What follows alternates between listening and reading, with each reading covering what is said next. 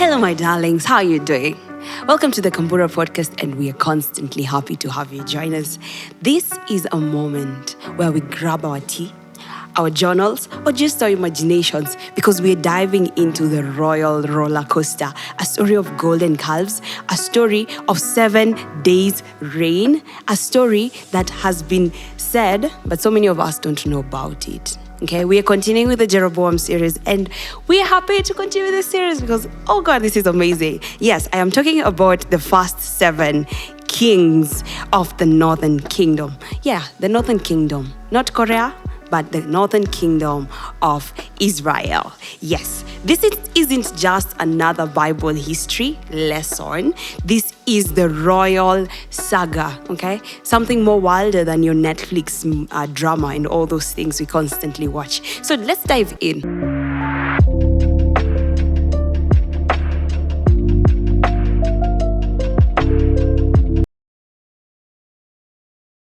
Previously, we were talking about Jeroboam, and Jeroboam was this guy who was serving as a great man during the time of King Solomon. And during that time, Solomon actually realized that he was very hardworking. So Solomon decided to do what? To actually upgrade him. Upgrade him into a nini, what do we call this?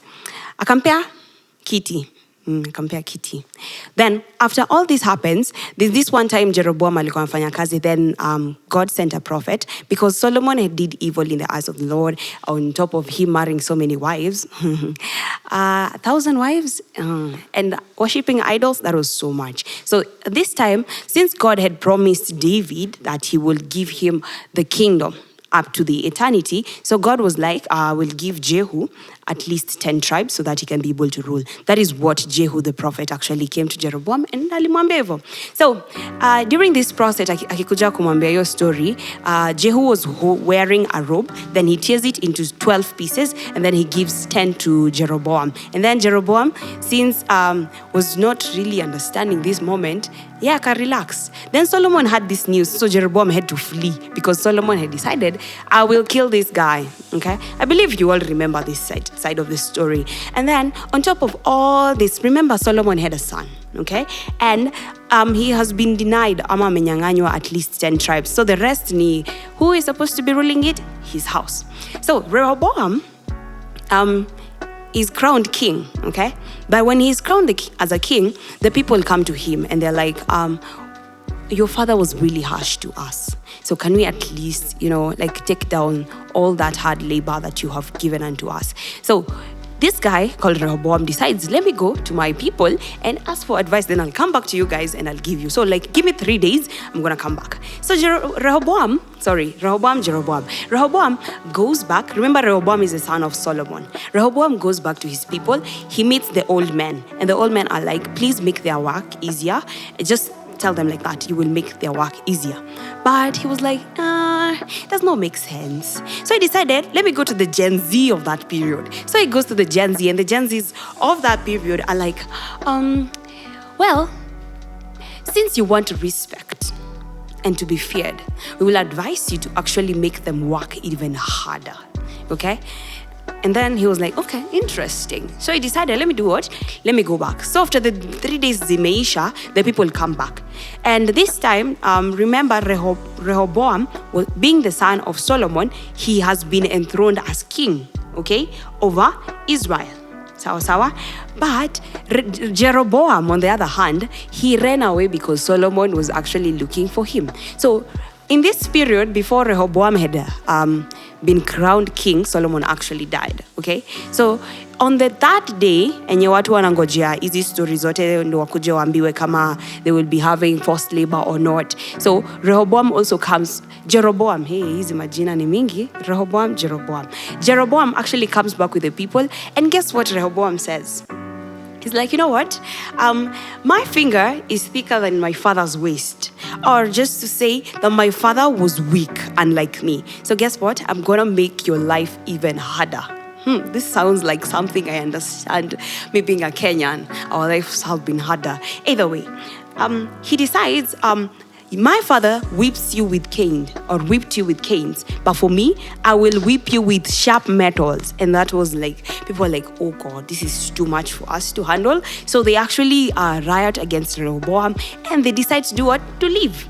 But the house of Judah remained, okay? Just remained very loyal to Rehoboam, regardless of the fact that they were given actually what? False labor. So every other person decides, you know what? Tulisikia Jeroboam amekuja, so let's do this. Let's go and throne this guy so that he can actually rule over us. So Rehoboam is left ruling only Judah, and then Jeroboam rules the other cities or the other tribes. So in this time, we have the city being divided into two, whereby Jeroboam and Rehoboam, whereby Rehoboam was ruling the southern kingdom, and then Jeroboam was ruling the northern kingdom. So this is where our story starts, where Jeroboam, okay, a man who was chosen not because he was from a royal family, but just because he was hardworking, okay? Because the king himself, that is Solomon, once he saw that this guy is hardworking, he was like, neza mpea kiti, neza mweka CS, neza mweka akue prime minister, you know? Some of the things that we actually tunaona huko nje. But anyway, let me give you a fun fact even as we continue. Do you know that the Bible is supposed to be a leaflet? But because we sinned and fell away from the glory of God, it ended up being a very big book, because all that after the first 2-3 chapters, actually after the first 2 chapters, every other part of the Bible is us sinning and being brought back. Us sinning, being brought back. Us sinning, being brought back. And this is just a way of reminding us of how the grace of God really operates. Imagine tunapenda hivyo vyote. We sin, we come back. We sin, we come back. We sin, we come back. And this is the roller coaster that I'm actually talking about during the time of Jeroboam, the time of Ahab, the time of Asa, and all those kings. So even as we delve deep into these stories, I want you to actually imagine or just think and stay within yourself and ask yourself, what have I done to actually step away from the presence of the Lord?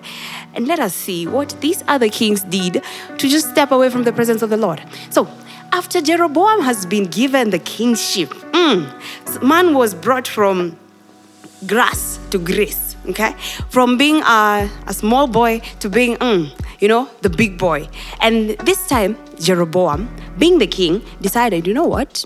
I don't want my people to go to the southern kingdom to actually worship, because this is too much. Kwani kila time on the Sabbath wanabebana, like the whole country wanaenda wapi? Jerusalem. And he was like, nah, I don't think I want that. So what will I do? He decides, you know what?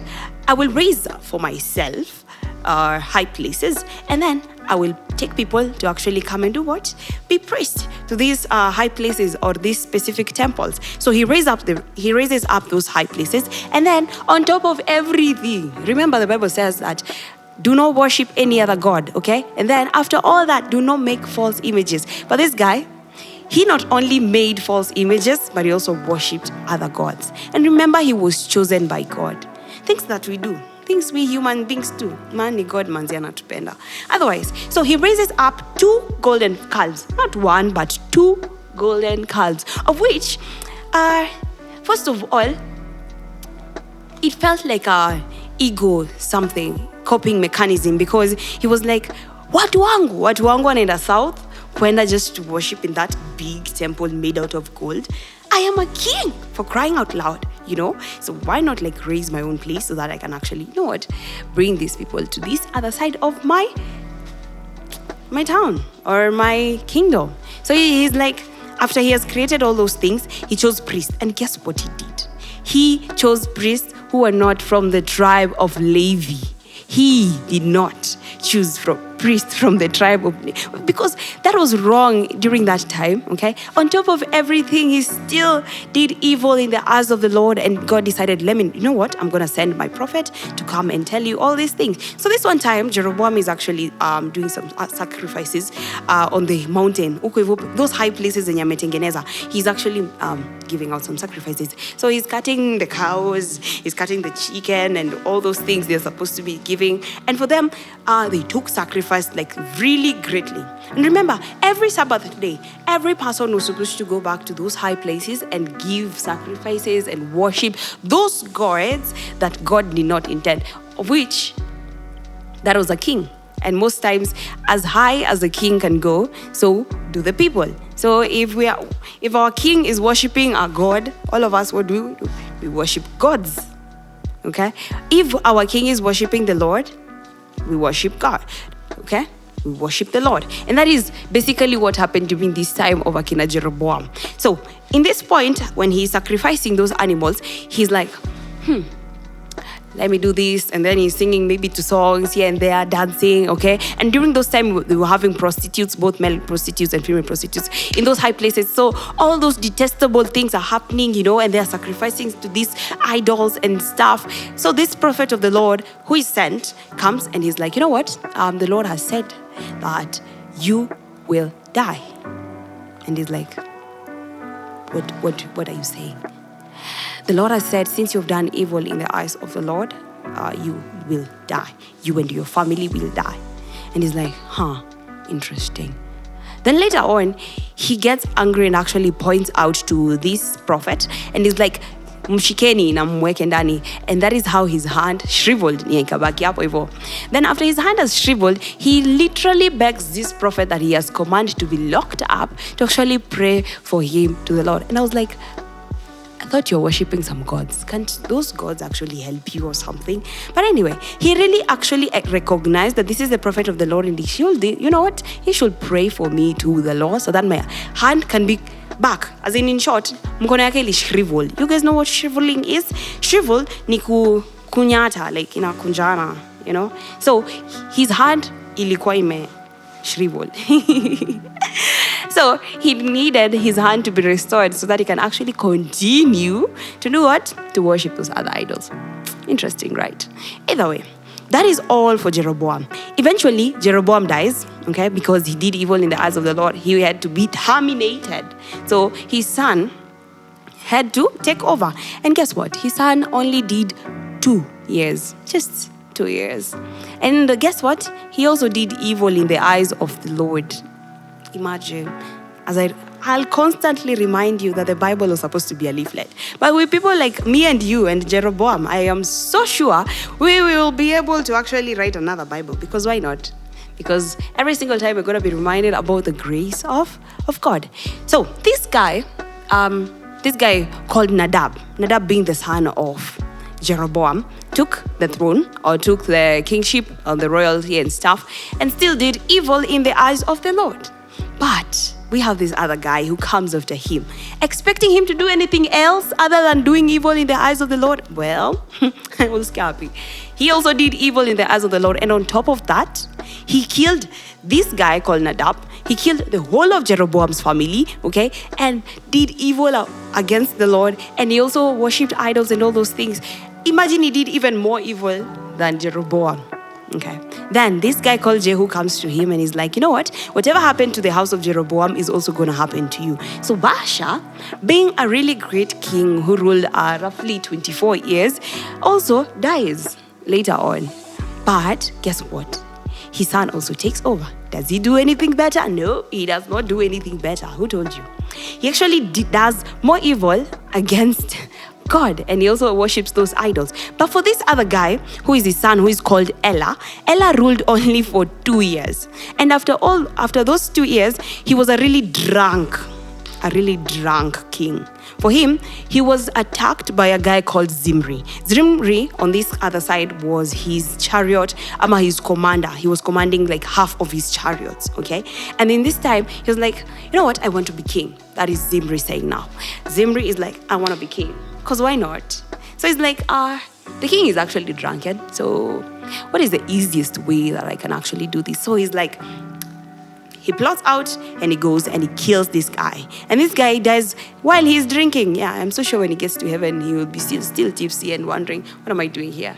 Either way, when he has died, now Zimri takes place. For Zimri in this case, he only does a ruling only for 7 days. And for Zimri, he also killed the whole house of Baasha. Okay? After killing the whole house of Baasha, now he becomes king only for 7 days. And after these 7 days, guess what? There's this guy called Omri. Omri is like, the king has been killed by this specific individual who was a commander of these specific chariots. So you know what? What am I gonna do?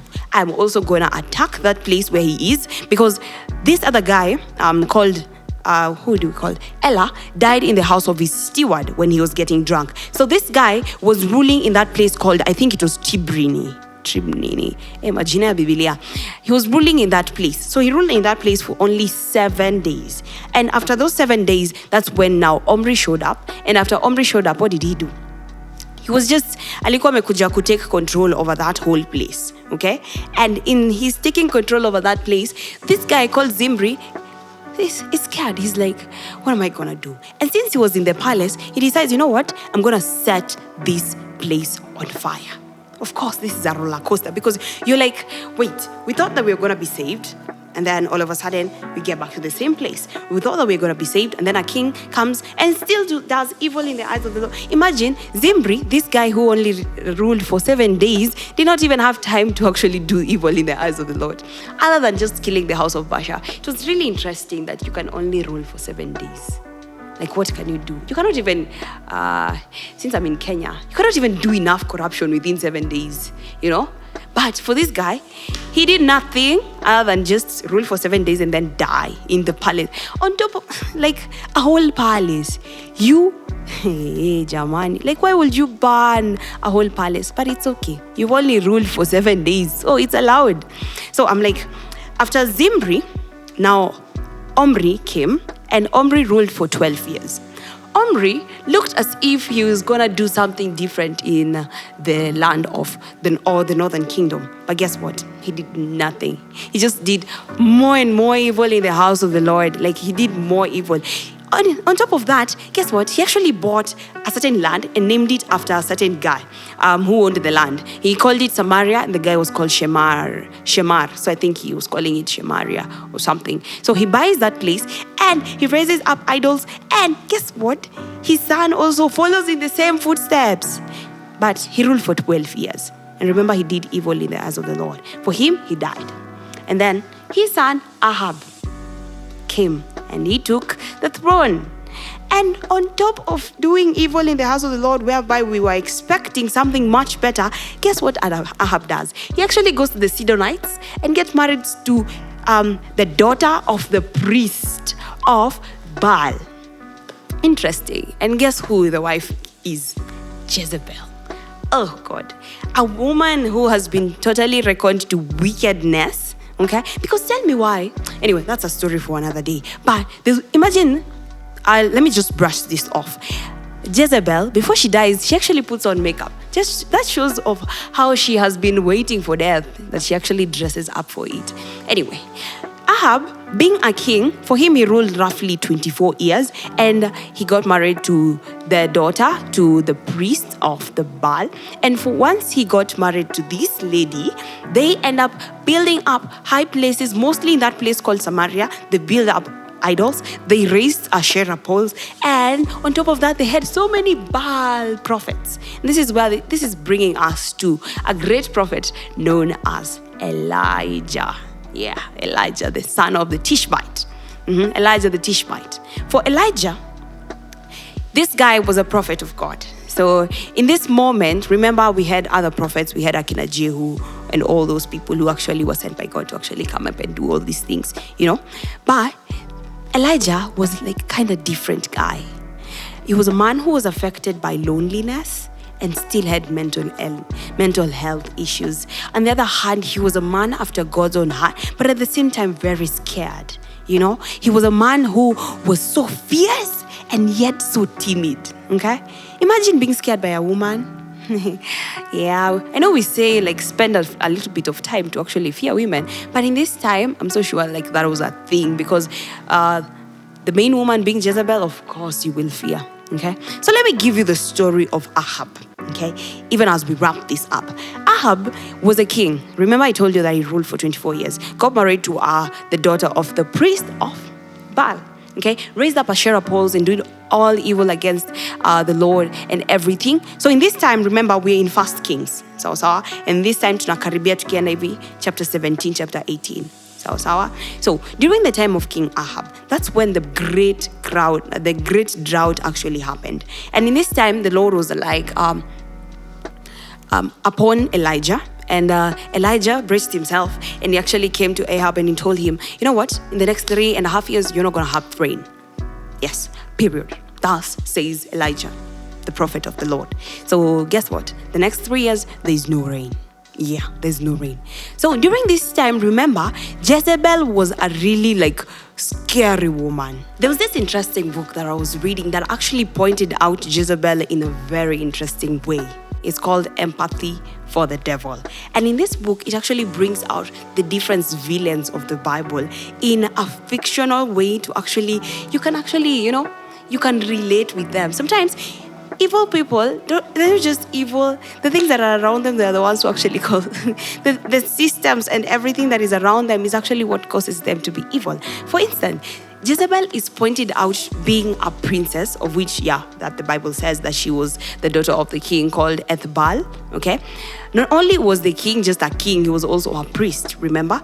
So, in this case, Jezebel was pointed out to be that lady who was very stout. Please go read that book. Anyway, back to the Bible. Jezebel was not just bold, and I believe she was very beautiful, okay? And not just beautiful, but very ruthless. Yes. And that is why most of the things and even the basic evil things that we are like don't have the spirit of Jezebel. Even the revelation itself actually orchestrates some things towards the name of Jezebel because of how evil this woman was. But anyway, we're not here to point fingers. But this lady killed people, killed prophets, even orchestrated murder just to get a vineyard. But it doesn't sound new because, of course, we're in Kenya. And guess what they do? Yeah, that's what they do. Just like Jezebel, they constantly kill people just to get land. But anyway, we don't blame them. We can say that it's the evil moments around them, right? Lies. You choose to be evil. You're the one who chooses to be evil. Either way, so Ahab, being a king who was not even anywhere close to being a man after God's own heart, he was ruling under the same crown, okay, but different parts. Having the same crown, but different legacies. For him, he left, not only did he leave the Baal prophets, but he also left Asherah poles. He left the high places. He left all those things, okay? And for the wife, who was she was actually a priestess from that same those high places zenye alikuwa amejijengea, because she came with her beliefs from the Sidonians, okay? She came with her Sidonites. She came with her beliefs, she came with her gods, she came with her prophets, just to be able to ensure that I carry everything that belongs to me. And that is why everything concerning that woman is really questionable. Her makeup, I'm so sure it was questionable. The way she was speaking, I'm so sure it was. Her decisions, very questionable. But we don't blame her, okay? Wasimanga, behind every successful man, yes, there is a woman who constantly says no. But this one said yes. And on top of not just saying yes, she also ensured that everything was going so evilly directed and in a way that will only favor her and her husband and her gods. Yeah, her being the daughter of a king who was a priest ensured that Israelites fell again away from the presence of the Lord. So that is why Elijah was brought. Elijah the Tishbite was brought. And in this time, Elijah comes and he's like, you know what? If I be a prophet of the Lord, let there be no rain for the next 3.5 years. And guess what? In the next 3.5 years, there was no rain. Okay? And then the Lord was like, he told Elijah, since there's no rain, there's no food, guess what? Just go to the cave and then I will send down ravens to come and feed you. And ravens eat meat, right? Tell me how great God is. Because ravens eat meat. And they carried meat to this guy called Elijah. That is great. Hata mimi saa zingine nikipewa nibebe keki, it's kind of hard. But for ravens, hata zilifikisha nyama. That was really amazing. So as soon as he fed off these for a very long time, okay? And then a while hapo mbele sasa, maji ikakauka. So he was like, God, everything is now done and everything. And God was like, you'll go to this specific woman in Zarephath, and then that lady is going to feed you. So go stay there. So Elijah carries himself as a man of God. He goes to Zarephath and actually meets a specific woman. So this specific woman, we call her the woman of Zarephath. Yeah, she was not mentioned in the Bible. She's called the woman of Zarephath. So Elijah is like, nisaidie na maji tafadhali. And as she's going, Elijah's like, nilete pia mkate, I'm hungry, just bring me some bread. And the lady's like, we only have a few things here. Tuko na tu mafuta kidogo na unga kidogo, sisi tukule, alafu tufanye nini, tutakufa. But she did not like add anything more. But at that point, Elijah was like, you go do that, and the Lord will ensure that you will never lack. Constantly, your flour jar will never run dry. Same case to your, like that bottle yako ya kuweka mafuta, kama ni arena and everything, until the drought or the Lord brings rain to this land.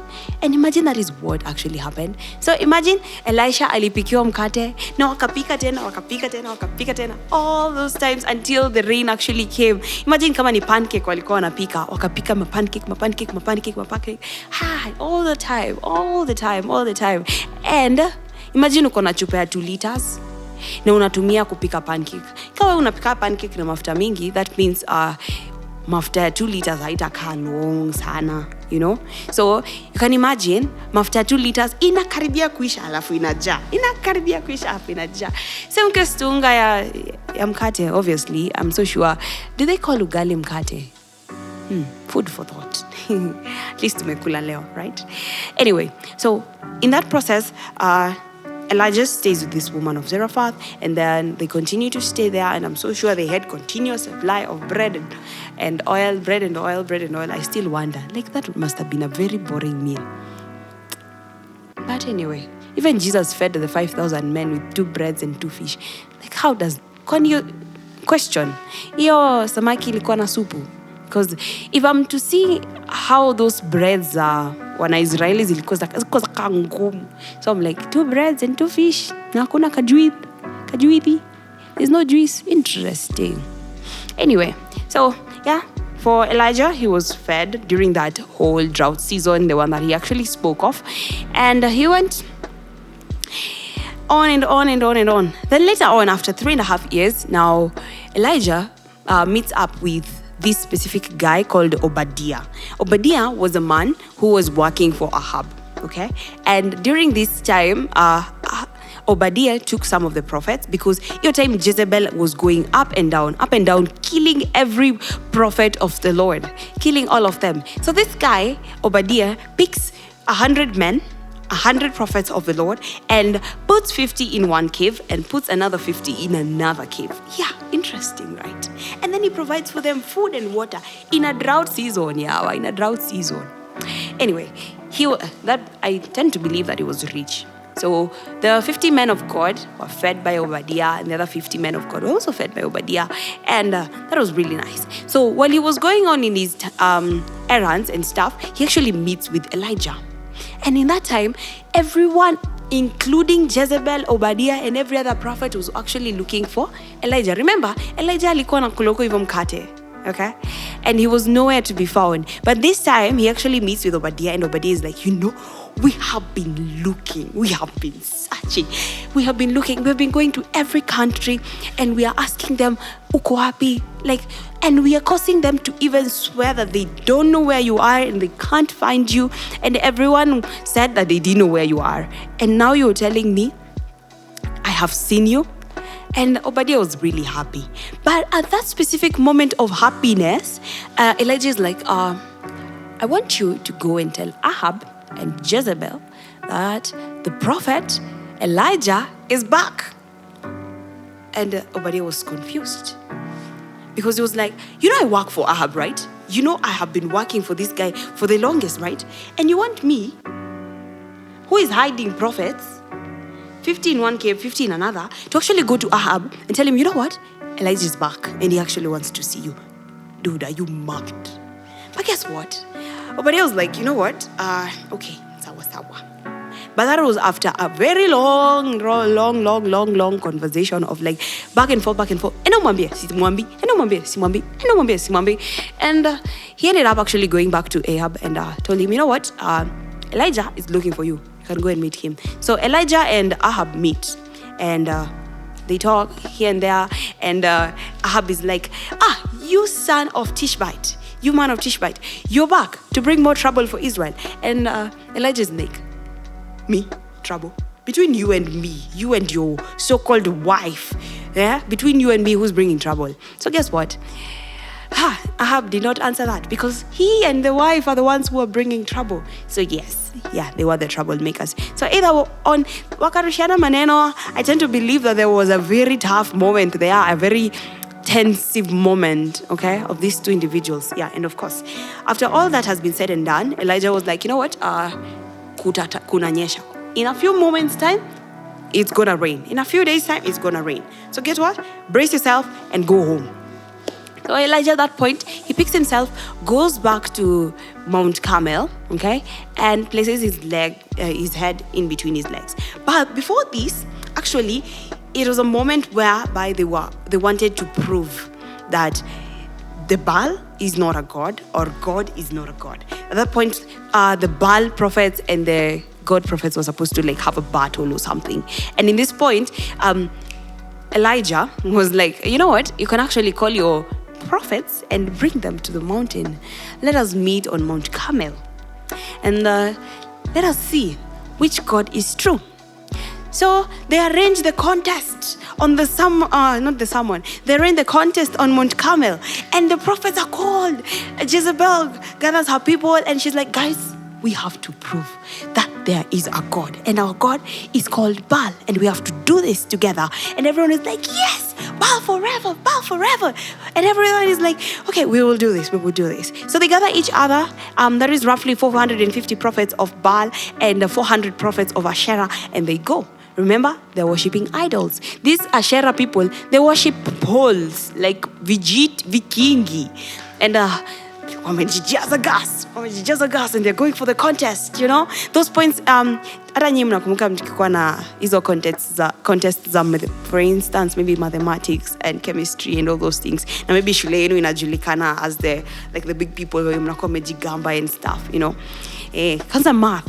Kama nyinyi mnapotanga at least 10 out of 50 in a contest. Mnajigasingia because hizo mtihani. Sasa zingine zilikuanga ni mtu asipite.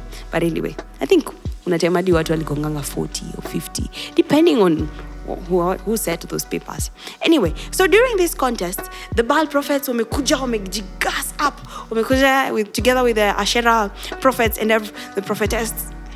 They're gassed up, they're ready to prove that they are God, the Baal and the Asherah are the real gods. And then Elijah mekuja, very humble man, mekuja mejileta, and then he's like, okay, we are gonna get those sacrifices of yours, and then we're gonna make a sacrifice to your gods, and I will make a sacrifice to my God. But in this case, we're not gonna burn those sacrifices. So create an altar. And then after you've made the altar, I want you to put those animals on top of that. And then we call on the name of your God, Baal. And then after you're done, and then I call the name of my God. So they were like, okay, interesting. And Elijah was like, since you're many, you guys can actually start. So they start. They do their dances. They do everything. They dance, they jump, they do everything possible. They even start cutting themselves. But guess what? Elijah is like, kwani mngweno amelala? Ama mngweno ameenda trip? Ama mngweno aski? You can even shout louder. Shout louder. He cannot hear you. Shout louder. Maybe he has gone for a trip. Let him come back. So they do all forms of dances, all forms of everything. They cut themselves until their blood is flowing off from their veins. And they do all sorts of shenanigans, drama and everything. But guess what? Yeah, the silence says it. Yes, the silence says it. No God of Baal actually answers. Apparently, Nika alikuwa ameenda kulala. But anyway, he does not answer with fire. Okay. So Elijah, he's like, uyo Mungu wenu awajibu. chani nayo. So he's like, chinja ng'ombe to build an altar here. And then he takes 12 stones in regards to the 12 tribes of Jacob. That is the man who was actually called Israel. And then he builds up the altar, places the sacrifice on top. And then he's like, chimbeni mitaro, like dig trenches huko nje, and then pour water. Like pour jawan. Then it's like, it's not enough. Again, pour. Then they pour again. And then he's like, now it's enough. And then he's like, he just takes the shortest time possible to actually call fire from heaven. And no sooner had he called unto the name of the Lord, fire shoots down from heaven. And he's like, everyone was like, wow. Truly, that is the true God. That is the true God. So, remember these other individuals who wamejikatakata walikuwa tu na banju hii wako tu styles tu deadly and there, but bado Mungu wao hakujibu. They were really bedazzled. They were shocked. And then they started running away. But Elijah was like, nishikeni huyo, washike wote and bring them here and kill every one of them. And imagine all those 400 prophets and all those 400 prophetesses, all of them were killed. Yeah, sounds evil, right? But in that time, apparently it was acceptable. Anyway, I have a point of concern about the Bible. I think I just can put it out there now that we're talking about the Bible. Do you ever think that the Bible was interpreted in regards to the way people were feeling at that moment? Or do you ever think that someone wrote the Bible or interpreted the Bible to just make us feel conjoined in a specific place? Or do you think the Bible was not interpreted enough, or some of the things were actually pulled out? Interesting. If you actually have an answer, you can actually leave in the comment section. I would really want to know, because sometimes I feel like there were so many gaps left out. Like either the person was so lazy to continue to journal, or they just, I don't know. Or it was not important, Pia. But either way. So Elijah, after all this, kills the prophets and he's done. And then he goes back. And guess what? After all is said and done, that's when now the rain comes back. Okay? Now that's when they meet with Ahab. And then he's like, it's going to rain. I think now we're up to speed. It's going to rain. Then now Elijah goes back to the same Mount Carmel. And then he places his head in between his thighs. Sijioni style gani ya kuomba. Nasikianga siku hizi mko na styles za kuomba. Apparently that was Elijah's style. So he places his head in between his thighs and then he prays. And then he sends his servant 7 times. Okay? He sent him the first time. He's like, do you see anything? Okay? Because it's supposed to rain. Do you see anything? Any sign of rain? And then the guy comes back. He's like, nope. The second time he goes, he's like, nope. The third time, he's like, nope. The fourth time, nope. The 5th time, when most of us actually give up, nope. 6th, nope. Then the 7th time, the servant comes back and is like, I see a cloud. Just as small as a hand. And he's like, that's enough. So while he is going back, he actually meets with Ahab and he's like, you know what? Run home because it's gonna rain. Okay? But the Lord blesses and graces this guy called Elijah with so much speed. Okay? And before that, he tucks in his cloak in the belt. Okay? And then he runs. And guess what? Anapita Ahab. Like what kind of speed is that? Ingekuwa ni easy times, that means our kings would be owning maybe Doge Hellcat. And tunasema ni Elijah na wanashindana na maybe Hellcat. You can imagine what kind of speed we are talking about. I don't think we're talking about 250 kilometers per hour. Imagine a human being running in such a speed. Like, that is crazy. Yeah, he was graced in speed and ended up running in a significant amount of speed. Normally, a normal human being anakimbiaga na 5 kilometers per hour. Like a normal human being who like runs. Okay? Vizuri, atakimbia 5 kilometers. Sijasema mimi. But a normal like human person, 5 kilometers per hour. But if you keep Kipchoge, we're talking about like a significant amount of kilometers within under 2 hours. Anyway, that aside, my point is this, that every single time a king falls, the whole kingdom falls. Every single time a king decides to worship idols, the whole kingdom worships idols. During the time of King Ahab, everyone except from a few, roughly 7,000 people, they're the ones who actually did not do what? Did not worship other idols, or those Baal prophets, or those Asherah poles. But regardless of everything that constantly happens, there's always a plan to bring his people back. That is God's people back. Like God always has a prophet. He always has a prophet. He always has a process. He always has a promise to actually fulfill. But regardless of everything that we do, remember that God really loves us so much. Even as we wrap up this episode, I just want you to imagine that if you were a king, would you do anything better? That if it was today, do you think our kings are falling in the same loophole of these northern kings? But I'm so sure they do. And that is why we really need to pray for them. Yes, we need to pray for them. Yeah, other than kuandamana, we also need to pray for them. But sometimes it feels like prayers are not working. But anyway, we need to pray for them.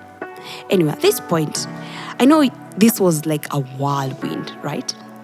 Yeah, the castle drama, the golden calves, the palace that was actually set on fire. Those are lots of money. Yeah, those 7 kings, they bring out a lesson to leadership. And if you actually want to be a great leader, I will actually tell you to actually go back to those kings, because I'm so sure in one way or another you will choose to do the right thing, or in one way or another you will also choose to do the wrong thing, and in one way or another you will also lead your people to the wrong direction. But anyway, this is a reminder that God does not just look at your crowns. Okay, he looks at our hearts. That is why he actually met David. And he met him at a point whereby David was a sinful man, yet still a saint. He used to sin, yet still repent. But these other individuals, umesikia wapi wame repent? Like there's no place. But anyway, God is really drawn to people's hearts. Okay. And recently, we were talking with a friend of mine, and we were talking about David being a man after God's own heart. Let me just point this out, even as we close up. David being after God's own heart, after he sinned and he slept with Bathsheba, he was so sad because he was like, I have sinned against my father. And on top of that, this guy called Nathan actually comes to him and gives him an analogy that points out that he was in the wrong. So he really gets sad. And Nathan was like, after he was told by God, Nathan was told to tell David that he's gonna die. So David took time, he actually repented, and God actually said, you know what, I'm not gonna kill you, but your firstborn is gonna die. So the baby that came across during that episode ended up dying, okay? But in that episode before, David, mtoto wake adedi, David was constantly crying unto the Lord. He was constantly seeking the Lord. Amongst many other times he was seeking the Lord, but this time he was there. But after the son died, he was done. Like he stopped crying and went back to a normal life. During that time, everyone was looking for him. His servants would come and tell him to eat. He's like, no. Then later on, after the son actually dies, the servants wanaogopa kumwambia. Then he realizes, amesha dedi. Then he dresses up. He wipes off the ashes on his face and he comes back. So David, being a man after God's own heart, he not only sought the Lord during the time of sin, but he also sought the Lord during the time of battle. During all those times, like he was a man who was constantly relying on God. And I believe that is what most of us are called to rely on God, to be men and women after God's own heart, to be men who actually are drawn to do the will of our Father, to be men and women who are constantly depending on our Father in thick and in thin, in those moments where everything is okay and all those moments where everything is not okay. Anyway, so next time here, we'll be able to break down every other king after Jeroboam, after Nadab, after all others. I think next time we're going to do the Southern Kingdom kings, because they also did not do a number to the will of God. Yeah. So next time we're gonna dig deep, not only to the Southern kings, but we're also gonna continue with Elijah's life. Okay, they were real people with real choices. Yeah, and God was watching through it all. But anyway, that is basically it. And I'm constantly humbled to have you join us. So thank you for tuning in to this amazing story time of the Royal Sagas. And If you enjoyed this Royal Saga, don't forget to like, share, and subscribe. Then join us next week, even as we continue, either with this episode or another. Otherwise, that was my time, and I wish you the very best. And kindly, let us read our Bibles. Najua hizi stories zote hamkuwa mnajua, but anyway, let us read our Bibles and pray every day, because why not? Yeah, why not? Otherwise, it was nice having you here, and may the good Lord bless you.